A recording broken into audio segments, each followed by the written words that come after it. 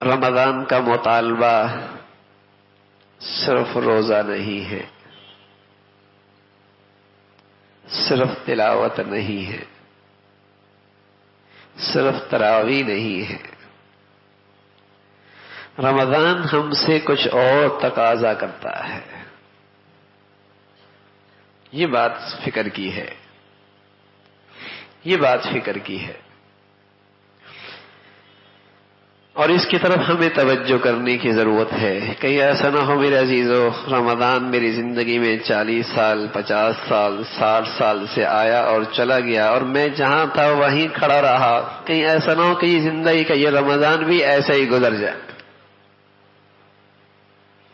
یہ فکر کی بات ہے۔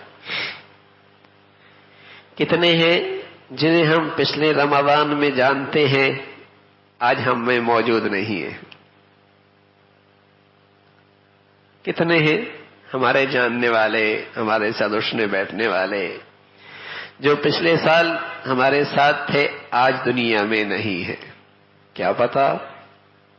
حضرت عمر رضی اللہ تعالیٰ عجیب بات فرمایا کرتے تھے کہ لوگ کہتے ہیں فلاں مر گیا فلاں مر گیا، تو ایک دن دنیا والے کہیں گے عمر بھی مر گیا۔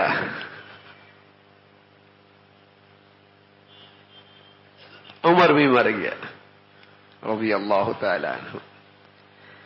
تو ہم ہر رمضان کہتے ہیں ہاں آج وہ نہیں ہے ہمارے ساتھ، آج فلاں شخص اس رمضان میں ہمارے ساتھ نہیں ہے، تو کل کوئی ہمارے بارے میں یہی کہے گا کہ وہ ہمارے ساتھ آج نہیں ہے۔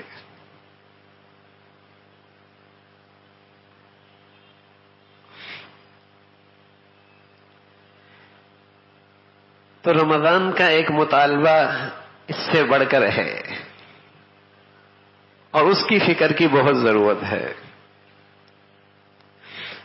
ایسا نہ ہو کہ یہ رمضان بھی آئے اور جیسے پہلے آتے چلے گئے اور گزرتے چلے گئے،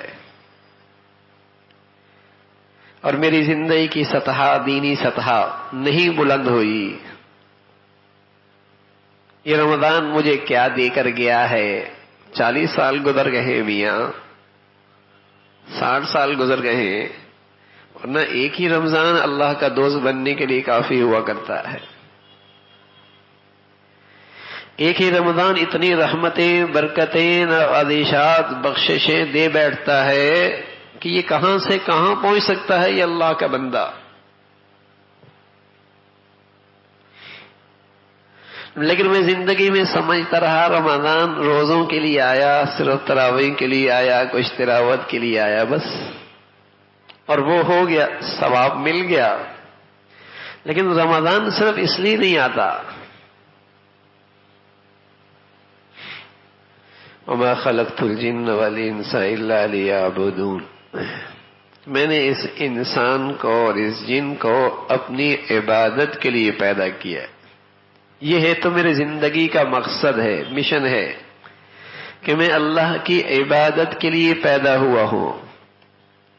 اگر اللہ یہ کہتا کہ اس نے کچھ نہیں کرنا سوائے میرے سامنے سجدہ ریز ہونے کے، تو یہ بھی عین ہی اس کی زندگی کے مقصد کے مطابق تھا یہ حکم بھی۔ ان اللہ اشترى من المؤمنین انفسهم واموالهم بان لهم الجنہ، فرمایا تم تو خریدی ہوئی ہو اور تمہارا خریدار اللہ ہے، اور تمہیں اس کے بدلے میں اللہ جنت دے گا، اس مالک کی مرضی ہے، بس تم صرف اسی کے کام میں لگے رہو۔ خریدی ہوئی ہو، بکی ہوئی ہے تم لوگ۔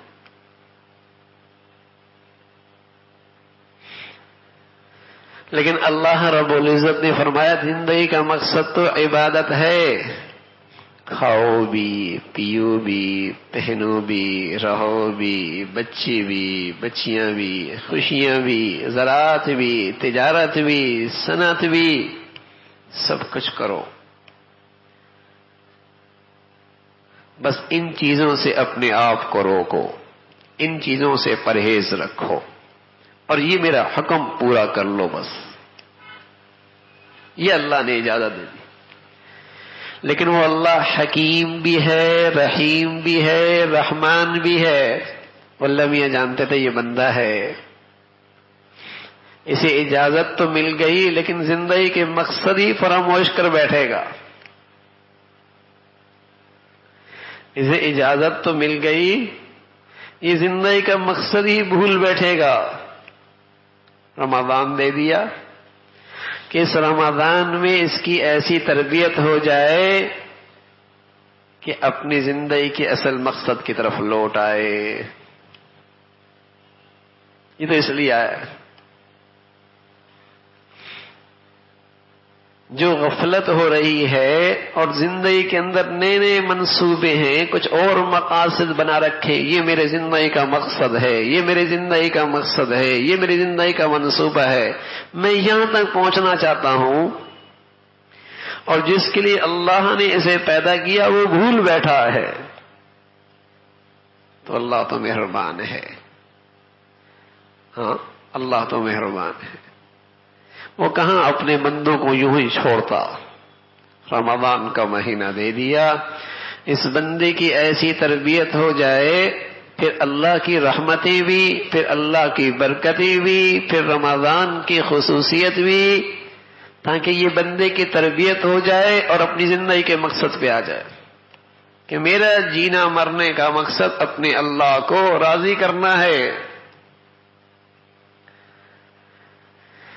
یہ روزوں سے بڑھ کر، تلاوت سے بڑھ کر، تراویحوں سے بڑھ کر اگلا قدم ہے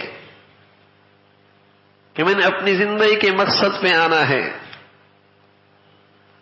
وما خلقت الجن والانس الا ليعبدون، میں اللہ کی عبادت کے لیے پیدا ہوا ہوں.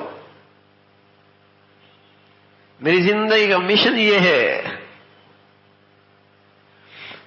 تو یہ رمضان اس مبارک انداز سے گزرے کہ ہماری زندگی کا مقصد ہماری زندگی میں آ جائے، ہم اس رخ پہ زندگی گزارنے والے بن